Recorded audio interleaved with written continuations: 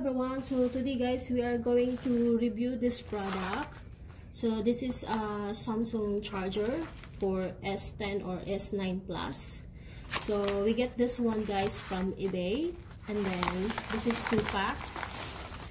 Ayan, so as you can see guys, ayan, bago pa siya. This is new connector charger. So the type of this charger guys is type C connector. So as you can see, so I have an example here guys. So this is Samsung S9 Plus. So we're gonna try this one. Ayan, see, so the old charger guys is not the same. It's not a type C connector, as you can see. Ayan, so this is for like S7, because I have also here S7 phone. So this is a charger for S7, so it's a big difference. So nowadays guys, the all latest phone, you know, the specific charger is type C connector or charger. So this one guys,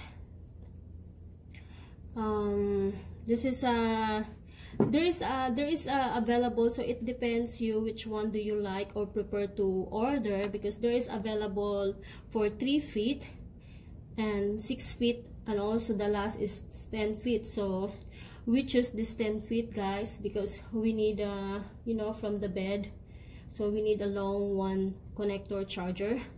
Yeah.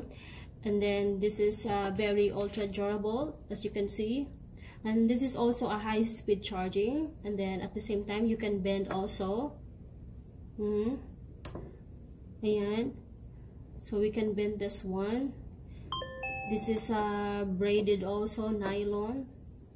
And this is fast charging also, or connector charging. This is rapid charging or charger. So retractable also at the same time.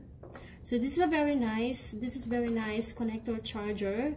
So this is I do not know how many days, but this is free also. So we get this from eBay. This is 2 packs for something $7. So if you are interested, or if you like this charger type of connector charger, and then hurry guys, ayan, bumili na kayo. Ayan, so that's all for today. Thank you so much for watching this video, and have a great day everyone, and see you to my next vlog.